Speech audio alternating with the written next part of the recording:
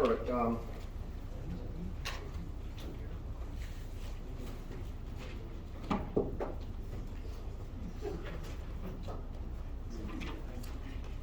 I'm well aware of the fact that I'm not requiring you to solve 2 by 2 or greater complex matrices, so I know that.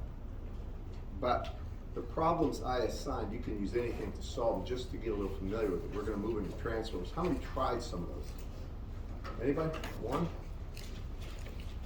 Most of you did? As the quiz isn't on. I'll have to remember that from now on. I'll make the quiz part of the last lecture material so people did homework. What I wanted to do is this today. I wanted to do at least one of those problems before we move into true transforms. They're magnetically coupled circuits. And you don't even need to do complex matrices, and the reason is if you have two unknowns, I1 and I2, you can solve for I1 in terms of I2 and substitute in the first equation. Then you have just one equation to solve for. Do y'all follow me? So you can do that and you can avoid the complex matrices. But I'm not going to try to give you more of a headache than you need. I just want you to be aware of that. Back to this.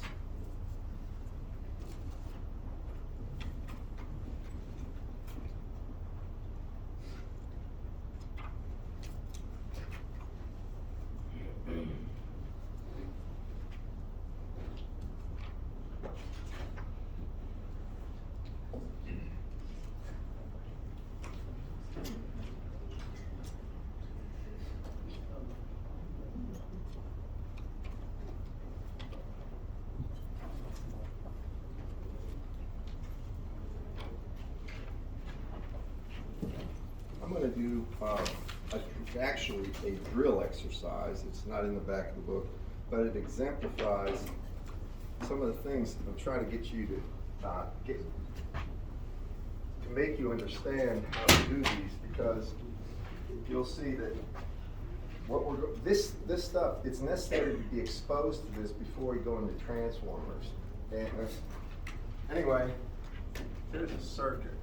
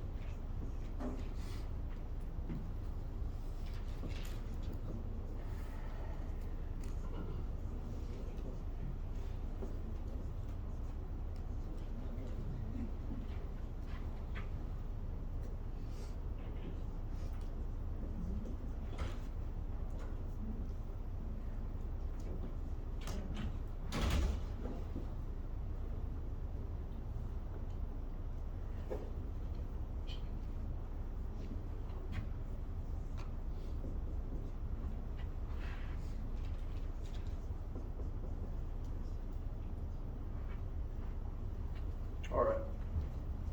So in this circuit, what's shown is this is a magnetically coupled circuit. Now if you take a look at this, this would be the primary. Actually, that resistor over there is 4 ohms, I believe.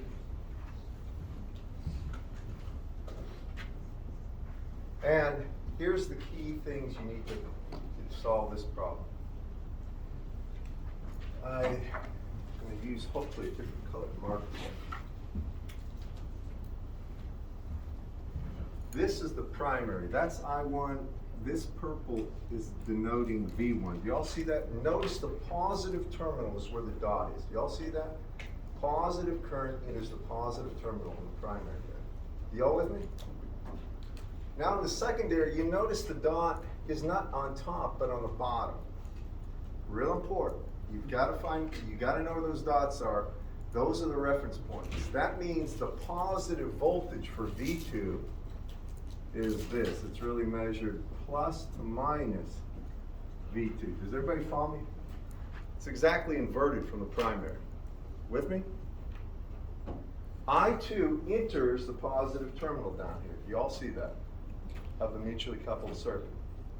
Now, you may not remember this, but the general equations, if you have a magnetically coupled circuit, I'm going to put it down here, and this would be a dot here. This is plus to minus V1. I'm going to put the dot here, plus to minus V2. This is I2. This is I1. In general, V1 is equal to J omega L1, that's on the primary side, times I1, plus J omega M, and that would be the mutual. And I'm going to just say there would be an inductance primary, inductance secondary, and a mutual inductance, but we'll fill this in a second, times I2, and V2 is equal to J omega M times I1 plus J omega L2 times I2. Now these are the general forms. Last time I mentioned we don't actually go by, I don't give you an omega and a value of L, it's the product that's usually defined at a given frequency, omega L or omega M. So when we look at these equations for that circuit, it's real important you see how they apply. Can you all see this, by the way, in the far back there? Way back? So I'm going to look at this V1 equation for this circuit. It's equal to J omega L1. That's this term right here. You all see that? That's where the inductor is. You all with me? The inductor on the primary L1. So it would be J4 I1, that's this term, plus, now the mutual always, when we see these arrows, that's mutual. You all follow me, class? It's showing the linkage inductance between this primary and the secondary is this. And it really is relating, if you want to know the effect of the voltage on this circuit caused by this current, you would take J1 times this current and add it to the voltage there. That's the really implication. So this is going to be plus just J1, and then it's times I2. Then when we look at V2 over here, can you all see this okay? When we look at V2, we start first by J omega M, or just J1, because that's the mutual term. I want I1 and I2 as column vectors. I'm trying to turn this thing into a matrix at some point. Y'all follow me, guys? I don't have to, but I like to do it this way to organize. So this is going to be I1 plus then J. Now, it's the secondary, or the inductance in the secondary times omega. Y'all see how that's J8? Everybody see this okay? You're anxious about your quiz, but y'all see this. It's important you do. So this is J8 times I2. And those are relationships. Now after that, I'm going to write an equation. The summation of the voltages around this loop equals 0. Sum of the voltages around this loop equals 0. And replace the V1 and V2 by their currents, I1 and I2. Y'all with me on this? It's not hard, but you make sure if there's a question, you ask. Say. Can you say again about V2? All right, the positive is always associated with the dot. And there's a dot here. And there's a dot there. So the positive on the primary is right there.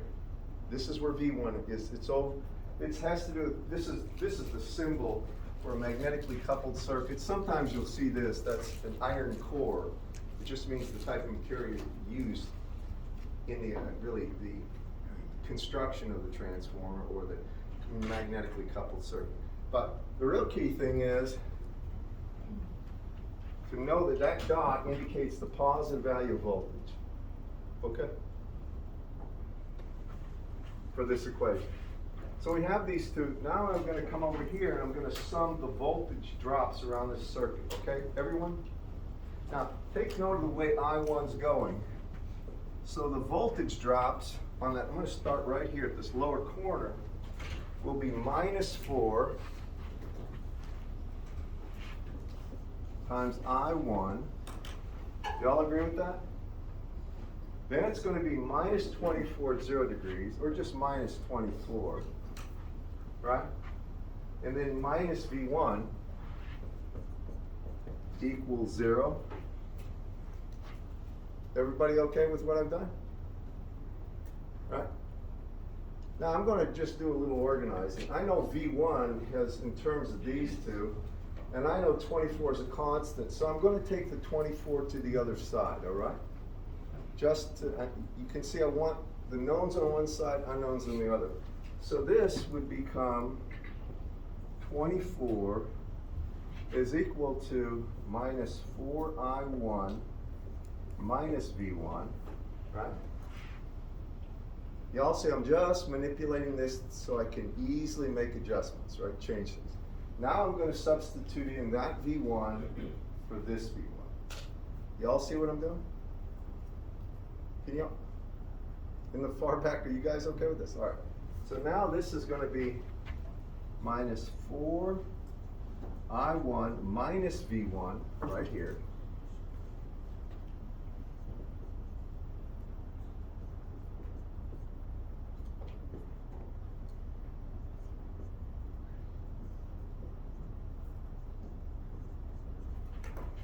Agreed? And here I just substituted it in directly in the line above. And then I'm going to group. Well, at this point, I'll tell you what I would do. I hope this doesn't confuse you. I see a whole lot of minus signs on that side. I really hate minus signs. So I get rid of them. Multiply everything by -1 and make that a minus.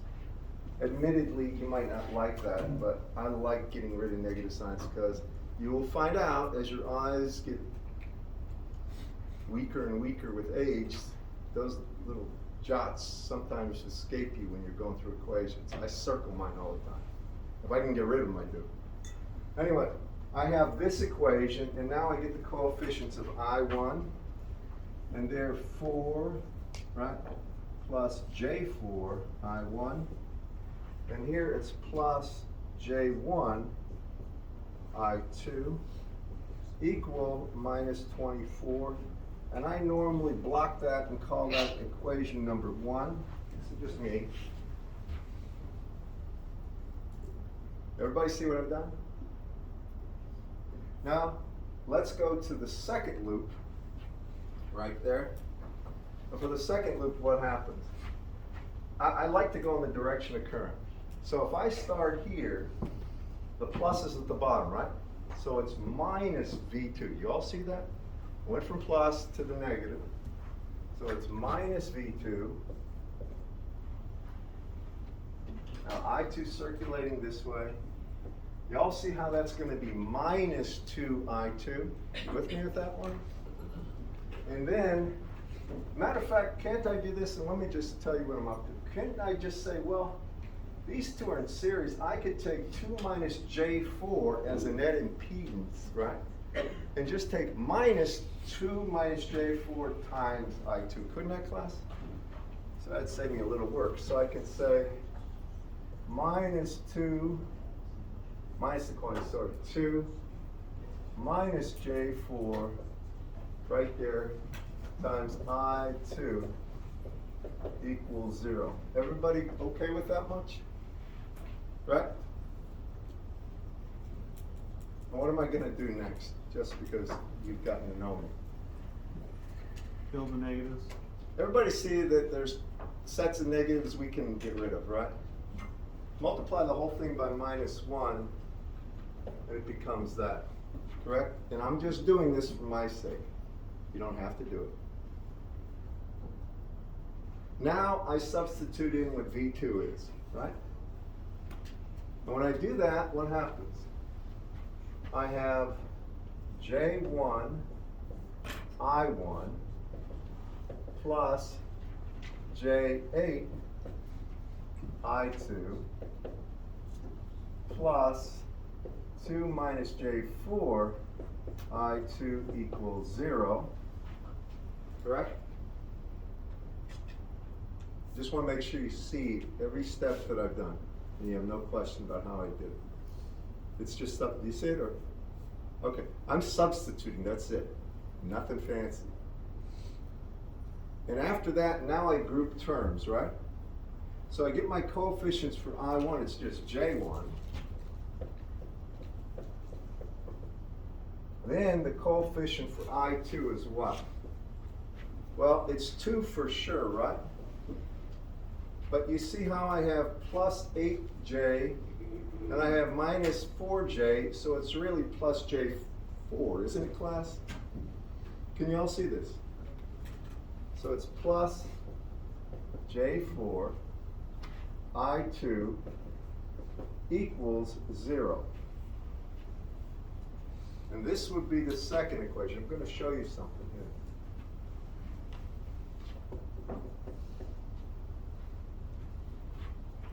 Everybody okay with that? Now, if I was after V0, and that's what they're really after, then do you all grant me if I could solve for I2, I could get V0 by just taking I2 times minus J4. Do you all agree with that? If I knew I2, this is my point, then the output voltage would just be I2 times this impedance, right? And that impedance is minus J4. How many see that? So my goal is to calculate I2, if possible, with one equation. So I don't have, I could do it with a matrix, and that's how I'd really do it. But if I wanted to, I want you to take a look at this. Now you can do it any way you want. I'm after I2, so I'm going to get I1 right here in terms of I2. So I take minus the quantity 2 plus J4 I2. That would be J1 I1, right? I just took this side, put it over there. Agreed? So that means I1 would be equal to over J1. You all agree with that, class? Can y'all see it back there? Y'all, how many see what I'm doing? It may bore you, but I'm trying to make a point. I'm not trying, I mean, if you've got calculators that do complex math, just put in these two equations you solve for I1 and I2. Follow me? You don't have to do this. Now, at this point, this is just me. What is 1 over J, anyone? Minus J. Just minus J, isn't it, class? 1 over J is minus J. So I could say that right here, I can get rid of that minus sign and just put a J there. I'm just showing you. This is a way. You all agree with that? Can you see it? All right, now what else could I do for I1? Now I could say that I1 is what? Well, I have this. I'll multiply through by J. J times 2 is 2J. And then I have J times J times 4. What is J times J, anyone? Minus 1, right. So this would be minus 4, right, times I2. Agreed? I'm just showing you how. This is one way.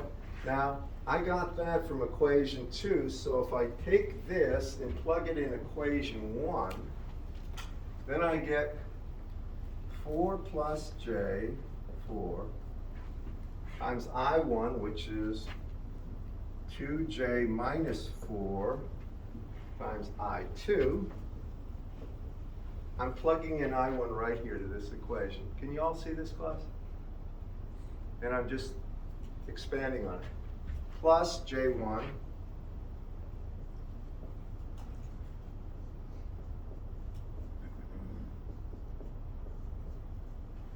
Are you with me? Everybody see, the only thing I've done here is try to get one equation with one unknown by substitution. You've done this before, right? In your linear systems courses, you've done things where you're doing reduce the order of the matrix and stuff in the solution.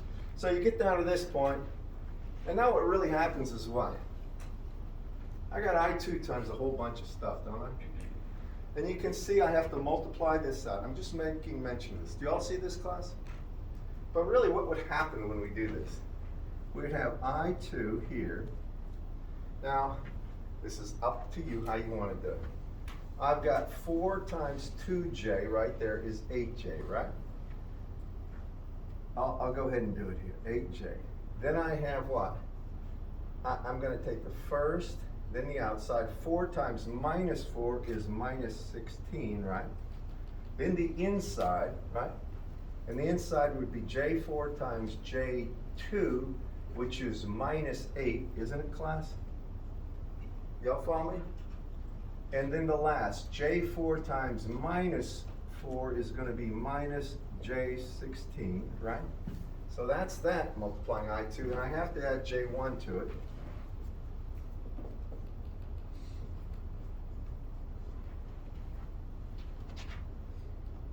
Do you agree with me?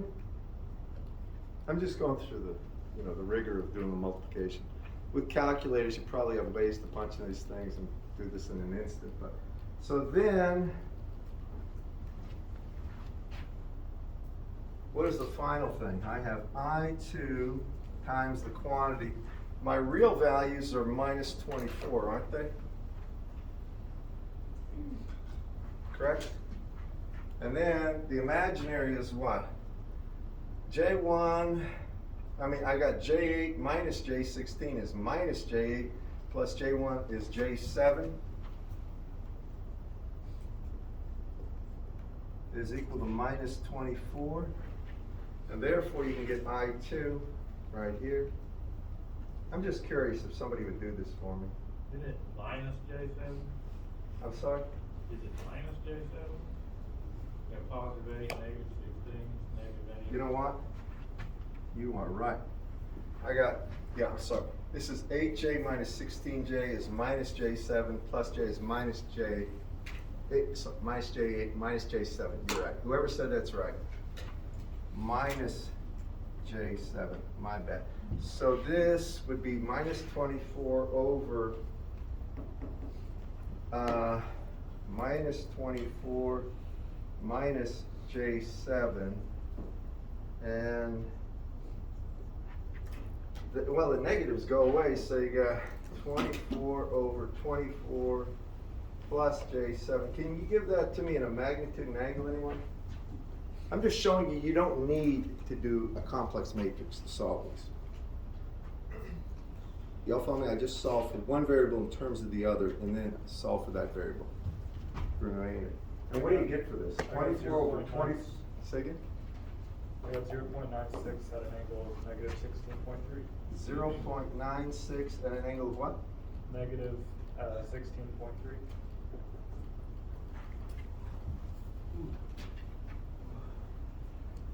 That's right. That's correct.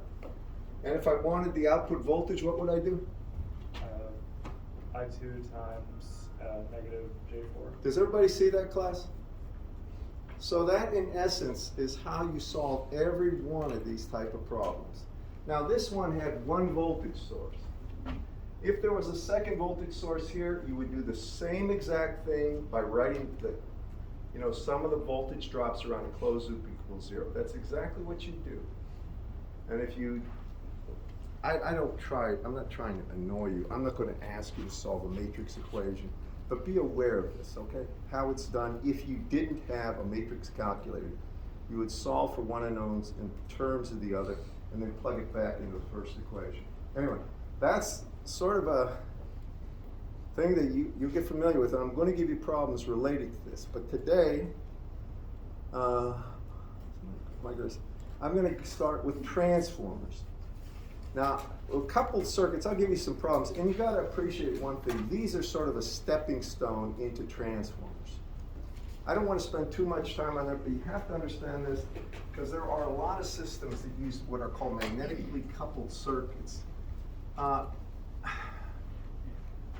You know what actuators are for devices with solenoids, magnetic solenoids? You put a current in there, and what happens, a switch will close because the current induces a magnetic field and a premagnetized thing, and it moves. Have you all seen these things, solenoids? I'm thinking about everything that would be related to magnetic circuits. The way it's described electrically is like this, and I won't get into that, but they're not in terms of this J terms, they're in terms of differential equations, but I'm just going to tell you. That's basically a magnetically coupled circuit. Transformers, on the other hand, are a little different. Everything that probably you are going to need to know about transformers have to do with what are called ideal transformers, or things where there is no energy or power that's lost in the system.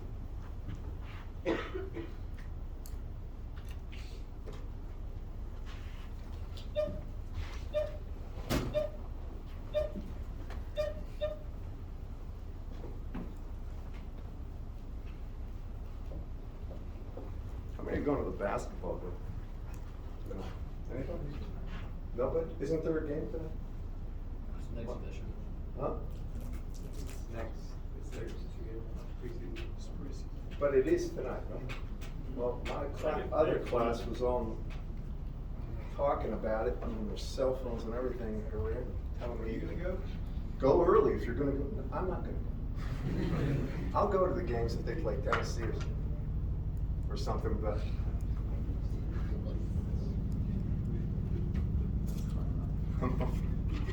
This brings back memories.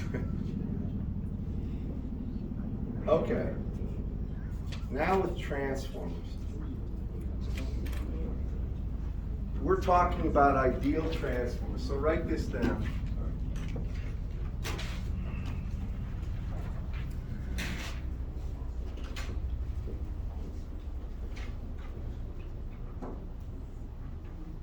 We're not going to talk about non-ideal transformers. What an ideal transformer is, a magnetic circuit that has what's called a coupling of one, or there are no losses in the transformer. So here's the symbol for it, but there's a little relationship difference. There'll be dots. On this side, there'll be a voltage V1. On this side, there'll be a voltage V2. Now, there's something that is a little bit different about these things. They don't show you the J omega L's and all that. What they do is show you the number of turns on the transformer. Now, how many have seen like inductors or transformers that somewhere you were exposed to? In your lab in physics, you were exposed to an inductor, I believe, weren't you? Remember, an inductor in the simplest form is just a straight piece of core material, usually iron, where they take a wire that's shellacked or it has an insulator, and they wrap a whole bunch of turns around. Do y'all remember that? That is a simple inductor. If you would do that to a second core material, wrap a whole bunch of turns and bring them real close to each other, you would have what I'm talking about here. It's called a transformer. The thing that becomes key with transformers are the number of turns associated with each one of these inductors. So on the primary side, there'll be some N1. That's just the number of turns that is used to wrap that. It's a simple thing to understand.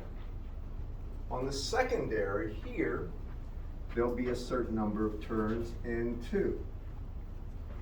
This is still going to be the voltage V1, and this is still going to be the voltage V2. But now there's a relationship that becomes very important, and these are for ideal transformers that have no losses. And it's this, that V1 over V2 is equal to N1 over N2. That's called the windings ratio. And I I always try to think about stuff you might have had in your coursework. I'm not sure if aerospace MEs have had this or industrial engineers have had this before. This is called a turns ratio. Now, something I've got to state explicitly, transformers like this only work when there's a time varying currents and voltages. They do not work at DC. Everybody follow me on this? So one of the standard things I worry about is somebody seeing, well, I can step up voltage by winding a bunch of turns on a piece of metal, bringing it next to something else with a bunch of turns on metal, and they put it across a car battery, and things start melting. A car battery is DC. It will not work for a car battery. Don't ever do something stupid like this. Believe me, I learned my lesson, yeah. So how does the relationship change with like a different diameter wire on one side? It reduces the internal resistance, so there would be less total current flowed if there was a short on the secondary. But these are questions downfield. We'll get to that. This is the key relationship here. Do y'all follow me on this? Now there's something else that happens too, and it's the current relationship.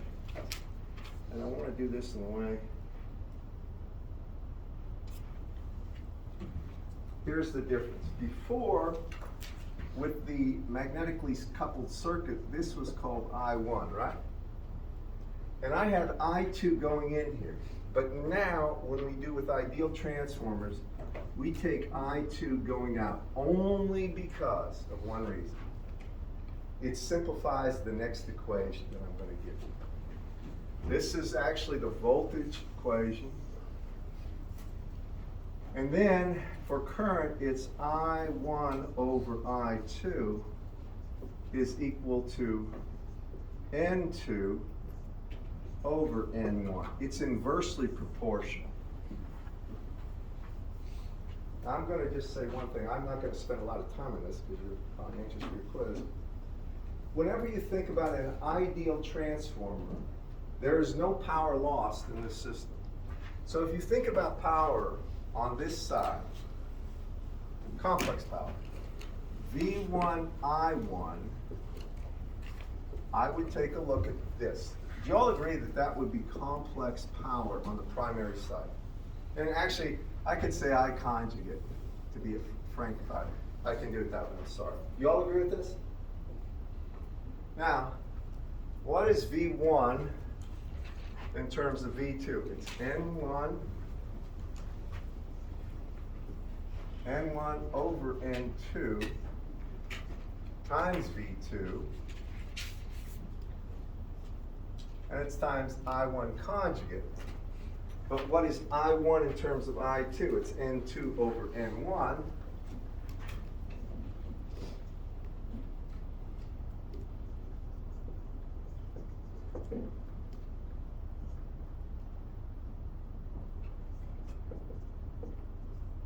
Here's what I've done. I've simply replaced, that's an N right there. I simply replaced V1 by the equation over there, multiplying the other both sides by V2. So I have V1 equal V2 times N1 over N2. Then for I2, I have I2 is equal to N1, oops, sorry.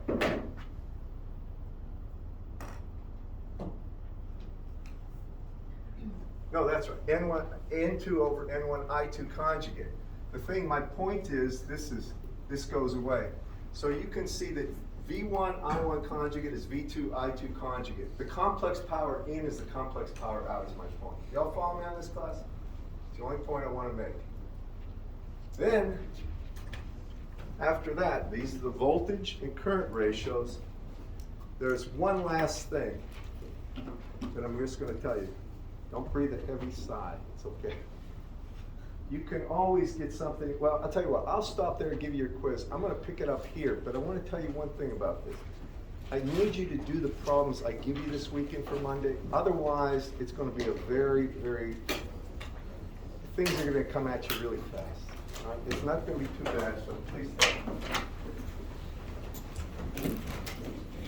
So make sure there's an empty desk between you and your neighbor.